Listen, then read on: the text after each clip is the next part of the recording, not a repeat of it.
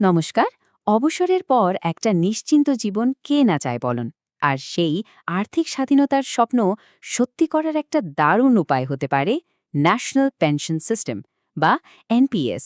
চলুন আজকের এই আলোচনায় আমরা এনপিএস এর সব খুঁটিনাটি একদম সহজ করে জেনে নিই।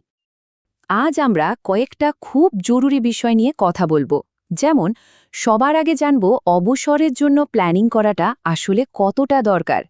তারপর দেখব এনপিএস জিনিসটা ঠিক কী আর কিভাবে কাজ করে। বিনিয়োগে কি কি অপশন আছে সেটাও জানব। আর হ্যাঁ, সম্প্রতি এনপিএসে কিছু নতুন দারুণ পরিবর্তন এসেছে, সেগুলো নিয়েও কথা হবে। সব শেষে দেখব জমানো টাকা হাতে পাওয়ার নিয়মকানুনগুলো কি। তো প্রথমেই যে প্রশ্নটা আসে সেটা হলো, অবসরের জন্য এত আগে থেকে পরিকল্পনা করার দরকারটা কি? উত্তরটা কিন্তু খুব সহজ।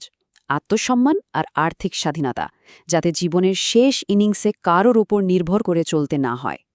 ফিনান্সিয়াল প্ল্যানার সুধাকর কুলকার্নির এই কথাটা শুনতে হয়তো একটু কড়া লাগছে, তাই না? কিন্তু এটাই কঠিন বাস্তব।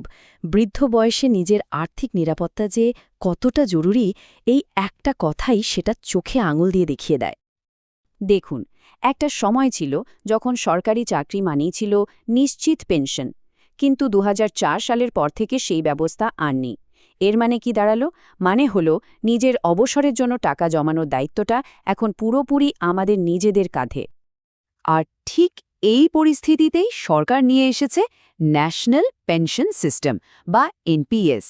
এটা কিন্তু আপনার অবসরের পর আর্থিক সুরক্ষার জন্য একটা সত্যিকারের লাইফলাইন হয়ে উঠতে পারে। একদম সোজা কথায় বলতে গেলে এনপিএস হলো সরকারের তৈরি করা একটা লম্বা সময়ের সেভিং স্কিম। এখানে আপনি অল্প অল্প করে টাকা জমিয়ে নিজের জন্য একটা বড় তহবিল তৈরি করতে পারেন। আর অবসরের পর সেই তহবিল থেকেই আপনি সারা জীবন নিয়মিত একটা পেনশন পাবেন।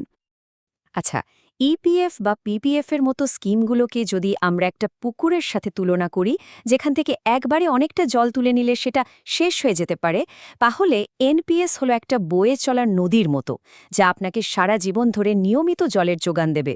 অবসরের প্ল্যানিংয়ে ঠিক এই কারণে এনপিএস এতটা স্পেশাল। আর সবচেয়ে ভালো খবরটা কি জানেন? এনপিএস প্রায় সবার জন্য খোলা। আপনার বয়স যদি ১৮ থেকে ৭০ বছরের মধ্যে হয়, আপনি চাকরি করুন, ব্যবসা করুন বা ফ্রিল্যান্সিং করুন, আপনি এখানে বিনিয়োগ করতে পারবেন।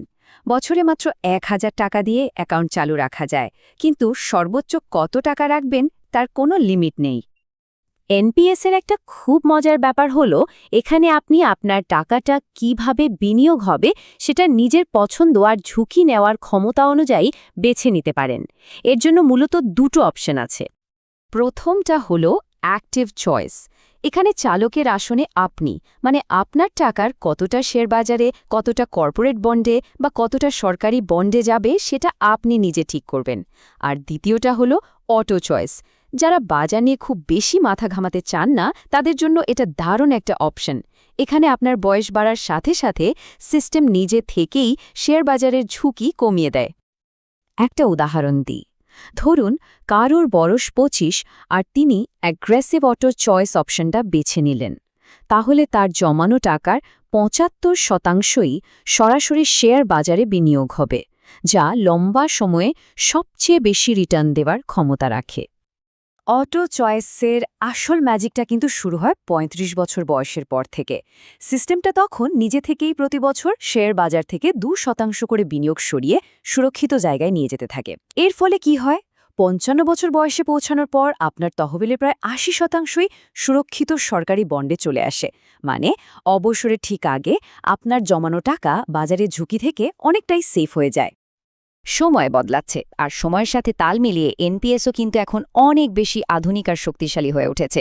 সম্প্রতি এতে কিছু বড়সড় পরিবর্তন আনা হয়েছে, যা প্রত্যেক বিনিয়োগকারীর অবশ্যই জেনে রাখা উচিত। এনপিএসের যাত্রাটা শুরু হয়েছিল ২০০৪ সালে। তখন এটা ছিল শুধু সরকারি কর্মীদের জন্য। ২০০৯ সালে এর দরজা সবার জন্য খুলে দেওয়া হয়। আর সম্প্রতি ২০২৫ সালের অক্টোবর মাস থেকে এমন কিছু যুগান্তকারী পরিবর্তন আনা হয়েছে, যা বিনিয়োগকারীদের হাতে আরও অনেক বেশি কন্ট্রোল তুলে দেবে। সবচেয়ে বড় আর আকর্ষণীয় পরিবর্তনটা হল শেয়ার বাজারে বিনিয়োগের ঊর্ধ্বসীমা তুলে দেয়া। আগে যেখানে আপনি আপনার টাকার সর্বোচ্চ ৭৫% শেয়ার বাজারে রাখতে পারতেন, এখন চাইলে পুরো ১০০% ইকুইটিতে বিনিয়োগ করতে পারবেন। ভাবুন তো, এতে বেশি রিটার্ন পাওয়ার সম্ভাবনাটা কতটা বেড়ে গেল। এই নতুন নিয়মগুলোর ফলে বিনিয়োগকারীদের হাতে এখন অনেক বেশি অপশন। যেমন এখন একই ধরনের অ্যাসেটের মধ্যে একাধিক ফান্ডে টাকা রাখা যাবে। শুধু তাই নয়, পেনশন ফান্ড কোম্পানিগুলো এখন চাইলে নির্দিষ্ট পেশার মানুষের জন্য, যেমন গিগ ওয়ার্কারদের জন্য স্পেশাল স্কিমও আনতে পারবে। এতক্ষণ তো টাকা জমানোর কথা হলো, কিন্তু যে প্রশ্নটা সবার আগে মাথায় আসে তা হলো, এই জমানো টাকাটা হাতে পাওয়া যাবে কবে আর কিভাবে। চলুন এবার সেই নিয়মগুলো জেনে নেওয়া যাক। ধরুন হঠাৎ করে টাকার খুব দরকার পড়ল, এনপিএসে কিন্তু সেই সুবিধাও আছে। অ্যাকাউন্ট খোলার ৩ বছর পর গুরুতর অসুস্থতার মতো বিশেষ কিছু কারণে আপনি নিজের জমানো টাকার ২৫% পর্যন্ত তুলে নিতে পারবেন। আর এই পুরো প্রসেসটাই অনলাইনে অ্যাপের মাধ্যমে খুব সহজে হয়ে যায়। এবার আসি মূল কথায়। ৬০ বছর বয়সে অবসরের সময় আপনার মোট জমানো টাকার ৬০% পর্যন্ত আপনি একবারে তুলে নিতে পারবেন। আর সবথেকে ভালো খবর হলো, এই টাকার ওপর কোনো ট্যাক্স লাগবে না। বাকি যে ৪০% টাকা থাকলো, সেটা দিয়ে আপনাকে বাধ্যতামূলকভাবে একটা অ্যানুইটি প্ল্যান কিনতে হবে। এই অ্যানুইটি আপনাকে সারা জীবন ধরে একটা নিয়মিত মাসিক পেনশন দেবে। ট্যাক্সের ব্যাপারটা নিয়ে অনেকেই একটু চিন্তায় থাকেন, তাই না? এই টেবিলটা দেখলে বিষয়টা জলের মতো পরিষ্কার হয়ে যাবে। মোদ্দা কথা হলো, আপনি যে টাকাটা বিনিয়োগ করছেন তার ওপর ট্যাক্স ছাড় পাবেন। অবসরের সময় যে ৬০% টাকা একবারে তুলবেন সেটাও কিন্তু সম্পূর্ণ ট্যাক্স ফ্রি।